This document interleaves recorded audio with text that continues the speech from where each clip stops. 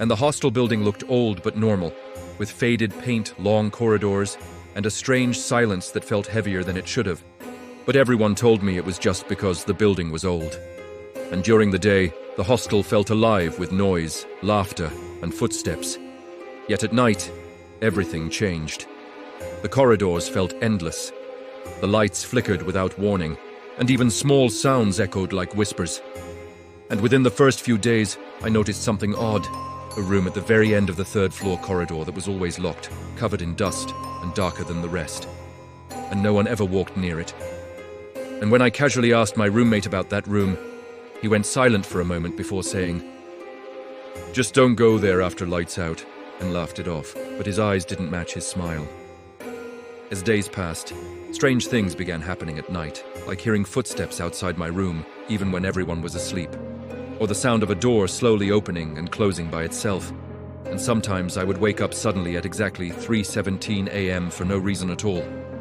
My heart racing, as if something had disturbed my sleep, and every time that happened, the corridor outside my room felt unnaturally cold, and one night I clearly heard someone whisper my name from the hallway. Softly, slowly, as if they were standing just outside my door. But when I opened it, there was no one there, only darkness and silence. And when I mentioned this to my friends the next morning, they joked about hostel life messing with my mind, but one senior quietly told me to stop talking about it, warning me that some things are better left unnoticed. Everything changed the night my roommate went home for the weekend, leaving me alone in the room for the first time. And that night the hostel felt different, quieter than usual. As if everyone had disappeared, and while lying in bed scrolling through my phone, the lights suddenly flickered and went out, plunging the room into darkness.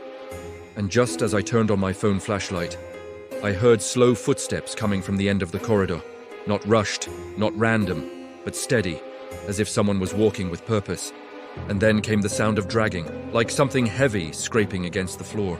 And my heart started pounding as the sound grew closer to my room and suddenly stopped right outside my door.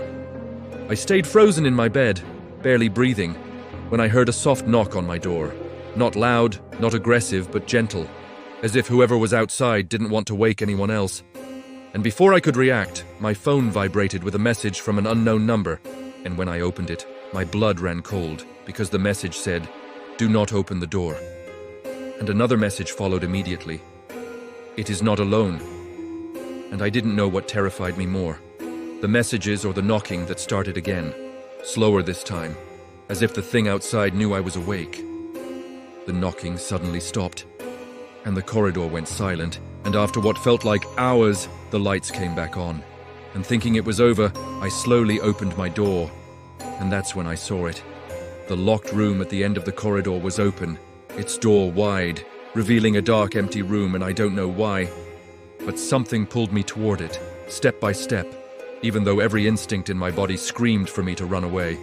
And as I stood at the entrance, I noticed scratch marks all over the walls, deep and uneven, as if someone had tried desperately to escape, and written again and again on the walls, in red, were the words, "This room is never empty."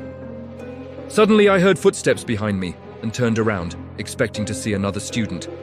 But instead, the corridor was empty, except for a shadow standing at the far end, darker than darkness itself, slowly moving toward me. And as it came closer, the temperature dropped. My breath became visible, and I felt a pressure on my chest like I couldn't breathe. And just before it reached me, everything went black. When I woke up, it was morning, and I was lying on my bed as if nothing had happened. But the scratch marks were still on my arms, and when I ran to the corridor, the locked room was sealed again, clean, silent, as if it had never been opened. And later that day I learned the truth. Years ago, a student had died alone in that room after being locked inside during a power cut, and his body wasn't found for days. And since then, students have reported knocking, whispers, and footsteps. And every year, someone claims the room opens on its own, choosing someone to remind them that the hostel never truly sleeps. And even today, whenever the lights flicker at night and the corridor grows silent, I hear soft footsteps outside my door, stopping, waiting, reminding me that some rooms are never empty.